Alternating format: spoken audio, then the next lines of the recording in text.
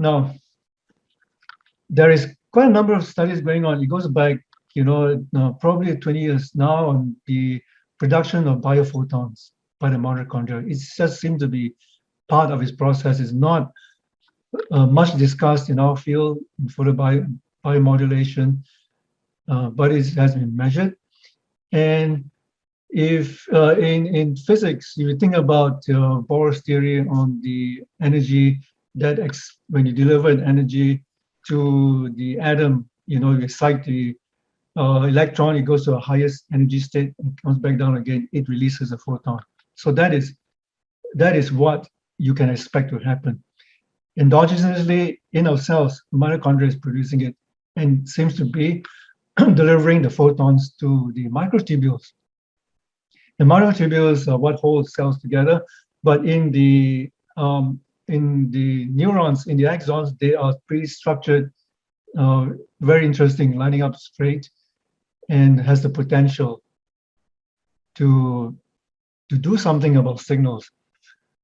Now, here is a caveat on quantum mechanics.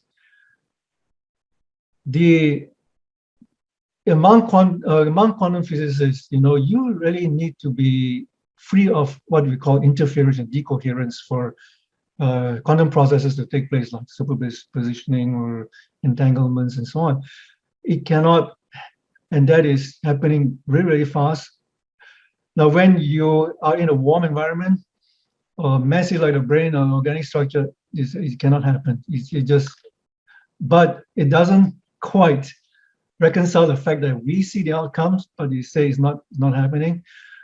So that's why, when you do in quantum computers, they have to bring the temperature down as close as possible to absolute zero to remove this interference. Now, with the brain, this is not happening. So we need some kind of media channel, and it seems like the microtubule is as good bet as anybody. Here is often presented with a group that has kind of initiated by Stuart Hameroff and Roger Penrose, who received a Nobel Prize for Physics recently. And he said that the microtubules seem to have the structure to allow this to happen. It's asymmetrical. It has this, the lattices seems to be in the rightly structured. So that is a possibility, and there's quite a lot of work going on now among the people in this group. The original argument was these dipoles and the tubulin, the positive and negative, creating a field. But today, they are looking more into the structure of some of the aromatic rings in the molecules to allow this to happen. So this is just, without going too deeply, this I'm saying, the molecule is a good way to look at it. Now, the biophotons are getting emitted, so setting through the microtubules as a possible way to allow quantum mechanics to happen. To allow that to happen, and this is measured in some studies, you can put a proton counter or CCD camera, you can see biophotons emission. And it is related to the reactive oxygen species. Remember, reactive oxygen species, ROS, is one of the molecules that is released in the process of photobiomodulation by cytochrome C oxidase. So when you release ROS, you can, in the process of biophoton release, actually trigger release of biophotons. So endogenously, it goes through this process. Biophoton is a quantum particle. It allows quantum processes to happen. It can go through, theoretically, the microtubules. This is a review. There's not too many studies that relate to photobiomodulation or low-level light therapy on biophoton activity. But here is a discussion paper that looked at the biophoton counts when you deliver low-level light therapy, and it seems to actually induce releases of biophotons. When you put on the leg, forehead, hands. So that is has been measured. Perhaps you could do more work on looking at various wavelength, the effect. Another model has been suggested, very interestingly, to try to explain, how biophotons can affect the brain like that.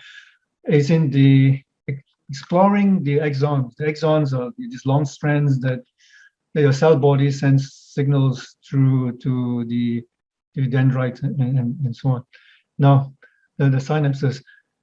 Now, they look at a model and suggest that, yeah, there's exons, that myelin sheath particularly seems to have the right kind of structure to work like optic fiber and send photons through them. And remember, the brain's got 86 billion neurons with 1,000 connections each. So if that is happening, it allows outcomes to take place at the speed of light. A little bit different look at it. Then we look at this. I think that's not really explored too much even in neuroscience, but this is emerging. There is such a phenomenon called microstates that can be measured in EEG in the brain. What is this? If we look at a certain aspect of it, just pull up at a certain point in time, measure the brainwave, you find that the whole brain pattern can be represented in a lower and lower level, even to very low level, and there's some suggestion maybe in atomic state. So at any point in time, they could be milliseconds to a few seconds, there are certain structures that are happening, and all the time it is saying that this is reliable, it's reliable. We could studies have clustered them into 4 main classes, A, B, C, D. They represent like 70–80% of this, and this is what is seen on the top right, 4 groups. Now you can look at it like the Russian nesting dolls. You take out the big one, you keep removing smaller and smaller structures. The smallest structure in the whole collection actually is the same as the biggest one. So this is a way of looking at trying to understand microstates. But what does it mean? That is still continuing to be studied, and the various group can be eventually relate to certain specific condition of mental state. So we did this in collaboration with Reza Somorodi. He's also speaking at this conference. I'm not sure. I think he might be covering this area in more depth. But we found that there was significant change in particularly group A when we delivered gamma at 40 Hz to the brain. Not many people can do this analysis. All credit to Reza, because we really need technical expertise and a lot of work. Now, why do we care? Okay, I've talked about reliability. We can in the future use this in some way, but what we found, and this is what Reza is telling me, is, and he's an expert in EEG, uses TMS, TDCS, all kinds of brain stimulation. Photobiomodulation is the only modality we know that can change microstates. So something to be explored. Now, okay, let's summarize where this is going. We have the biological model, and putting together our research and literature, it seems to be developing to a model can be added to our existing understanding. You deliver near infrared light photons, you affect the mitochondria. I talked about reactive oxygen species triggering off the release of biophotons, which can be delivered through microtubules and exons in an environment that's not supposed to allow it to happen, right? Delivering through microtubules all over the place in quantum mechanics can allow for superpositions. And there is this group related to Stuart Hameroff and Roger Penrose looking at how it is affecting consciousness is another interesting area to look at.